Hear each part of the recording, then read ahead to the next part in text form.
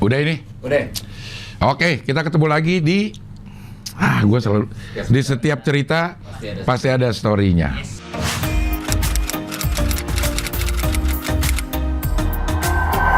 Sebuah konten yang isinya adalah cerita gue atau cerita lo yang lo kirim ke studio9.palapa@gmail.com. Nanti gue akan bacain dan cerita lo juga akan gue tanggepin semampu gue.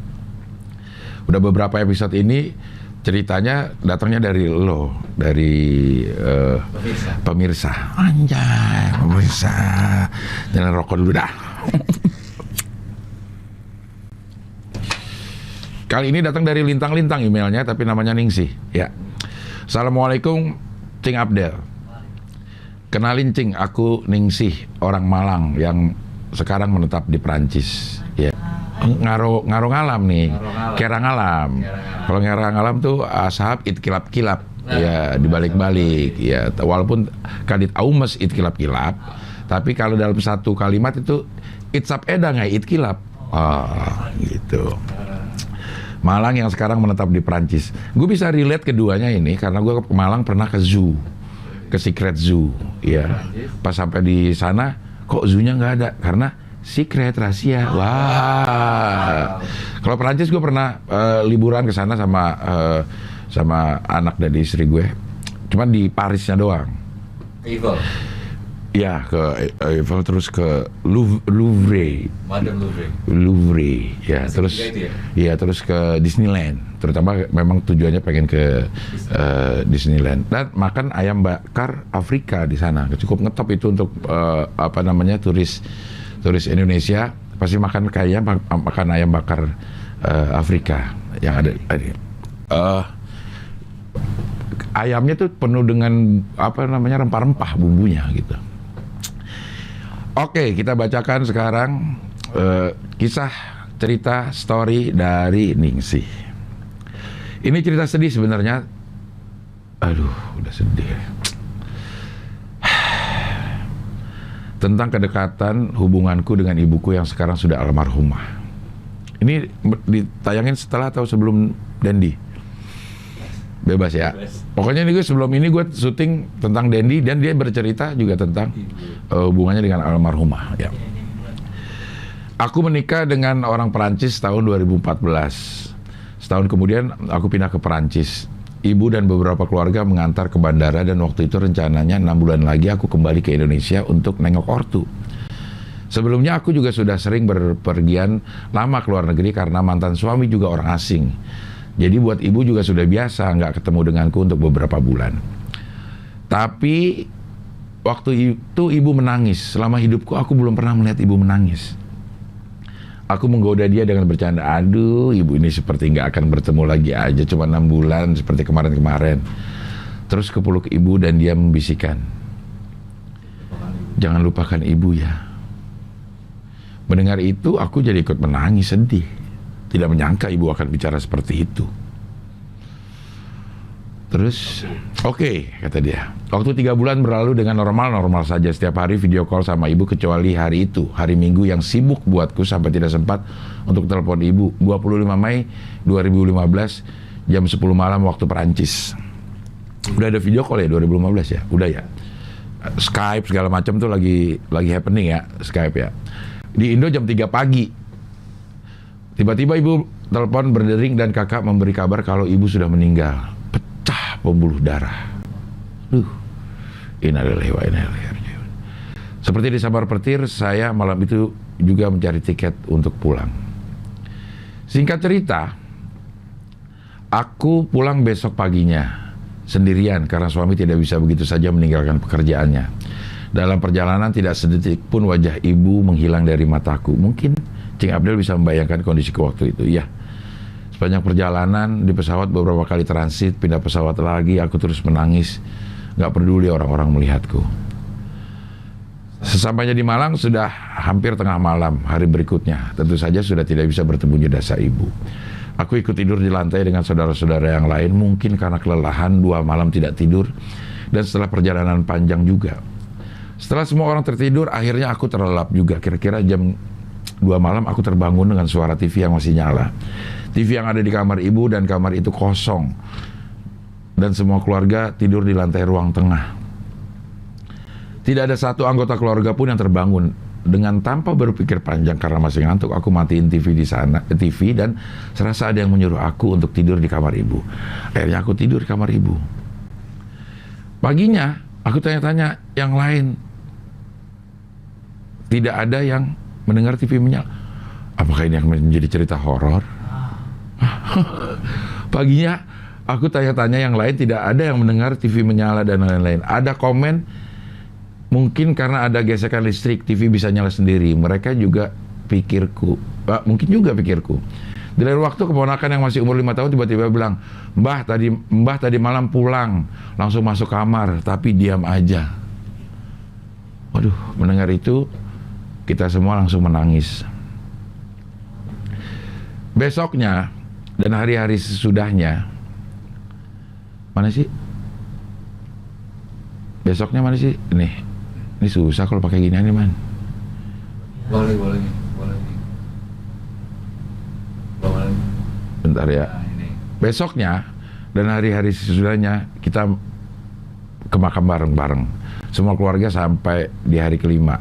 Tiba-tiba ada teman WhatsApp untuk menyuruhku ke makam sendirian aja. Memang aku cerita ke temanku ini kalau aku merasa sangat bersalah sama ibu karena mungkin kepindahanku ke luar negeri membuat ibu sedih dan meninggal. Temanku menyarankan untuk berbicara dengan ibu tentang semua perasaanku atau jika aku ingin minta maaf. Aduh. Akhirnya aku ke makam sendirian, berusaha berbicara sama ibu dengan suara bukan dengan batin. Aku meminta maaf kalau selalu menyusahkan ibu. Aku ingin tahu apakah selama ini ibu bahagia, apakah sudah cukup berbakti, dan aku ingin memberikan tanda jika ibu mendengarkan aku dan sekarang sudah berbahagia dan memaafkan aku. Waktu berbicara mataku terbuka, tetapi pandanganku hanya tertuju pada batu nisan ibu. Tiba-tiba ada sesuatu yang terbang di dekat telingaku. Saat itu aku tiba-tiba merinding. Apakah bulu Roma? Tapi itu di Italia. Sedangkan ini di Perancis. Bulu Paris. Apakah merinding bulu Parisku? Wah. Saat itu aku tiba-tiba merinding, tapi bukan karena takut. Ada perasaan yang lain dan ada yang hinggap di pundakku. Waktu aku melirik, ternyata ada upuk-upuk. Ada kupu-kupu yang gede banget. Warnanya tidak bisa kulupakan, indah banget. Hinggap beberapa saat di pundakku dan pindah hinggap di batu nisan. Aku langsung berteriak, "Ini ibu ya?" Pakai emotikon nangis dia tuh di situ. Dan setelah melihat kupu-kupu itu, beban rasa bersalahku seperti hilang. Aku menangis sejadi-jadinya. Sebentar kemudian kupu-kupu itu sudah tidak terlihat lagi. Memang sih logikanya kupu-kupu tertarik dengan bunga yang disebar di makam, tapi kenapa tidak hinggap di bunganya? Karena mungkin itu bunga sudah dipetik, bukan di pohon. Tidak ada yang bisa diambil lagi putik sarinya. Wah. Sampai sekarang jika ada kejadian penting yang akan terjadi, aku seperti dikasih tanda oleh ibu lewat mimpi. Ada beberapa kejadian seperti waktu aku diterima kerja, lolos ujian SIM yang super duper susah di Perancis, dan terakhir waktu kakak akan meninggal karena COVID kemarin. Dan lain-lain masih banyak lagi. Semasa hidup kami sangat dekat. Tidak pernah mengambil keputusan apapun tanpa persetujuan ibu. Pesannya mungkin bahagiakan orang tua selagi masih bisa. Jangan meninggalkan mereka terlalu jauh. Kalau mereka pergi dan kita tidak bisa melihat terakhir kali, itu sedihnya berlipat-lipat. Terima kasih, Cing. Semoga terpilih untuk dibacain. Salam dari Perancis, Suryaningsih. Apa? Komen yang sebelah mananya ini ya?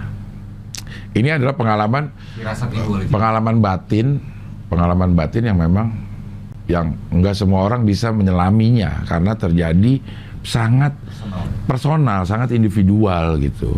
Mungkin banyak orang juga yang punya apa namanya, punya pengalaman yang setipe gitu, cuma tapi berbeda kejadiannya. Tapi banyak cerita-cerita yang seperti ini, banyak orang yang udah yang sepertinya didatengin orang yang sudah meninggal gitu. Tapi yang mau gue highlight adalah pesannya nih, mungkin bahagiakan orang tua selagi masih bisa, jangan meninggalkan terlalu jauh kalau mereka pergi dan kita tidak bisa melihat terakhir kala itu sedihnya berlipat-lipat gitu. Ini pesannya bener banget ini, bahagiakan orang tua selagi masih bisa, jangan meninggalkan terlalu jauh. Nah ini yang mungkin kalau menurut gue jalan hidup beda-beda gitu. Ada saatnya memang kita harus meninggalkan orang tua untuk menjalani hidup kita gitu.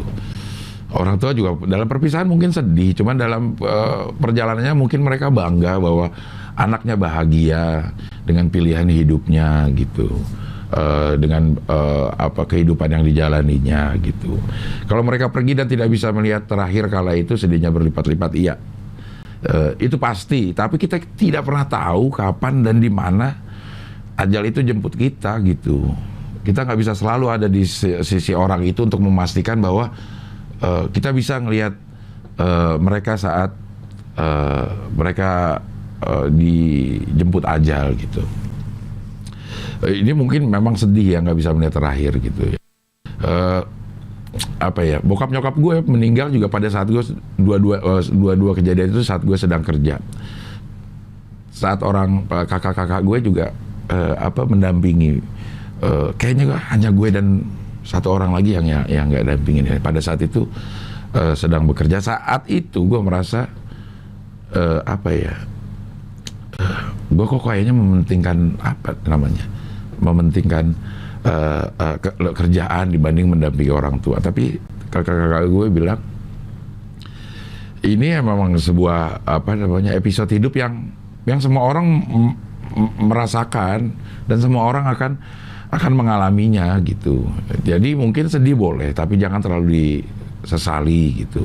Karena kita juga nggak pernah tahu kapan kita akan diambil, kita akan dijemput, dan bersama siapa kita akan berada dalam nafas terakhir kita. Kita nggak pernah bisa memilih gitu.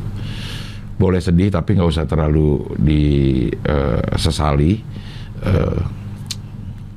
Kembali lagi waktu yang episodenya Dendi, masih banyak yang bisa kita lakukan buat orang tua kita yang sudah meninggal. Ternyata masih banyak yang bisa kita lakukan untuk orang tua kita yang sudah meninggal.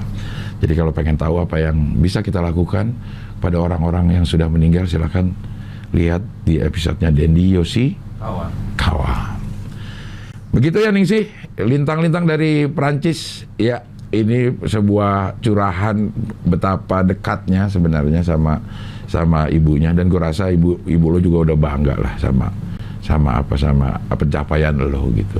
Kebahagiaan orang tua itu adalah membuat anaknya, memastikan anaknya bisa bahagia begitu ditinggal oleh kita sebagai orang tua. Mungkin kalau yang sudah menjadi orang tua bisa merasakan bahwa kayaknya tujuan akhir hidup kita di dunia ini ya, kalau ngomongin ini adalah memastikan anak-anak kita itu akan hidup dengan layak begitu kita meninggalkan mereka. Udah dipesanin juga kan, jangan meninggalkan anak keturunanmu dalam keadaan lemah gitu. Lemah segala macam, lemah ekonomi, lemah iman, lemah akidah, lemah moral, segala macam. Jadi gue rasa nyokap lo udah bangga banget dengan apa yang dicapai sama kehidupan lo. Begitu Surya Ningsih, lintang-lintang dari Perancis. Buat yang pengen dibacain ceritanya silakan bisa kirim ke studio9palapa@gmail.com. Sampai ketemu lagi di balik setiap cerita pasti ada story-nya.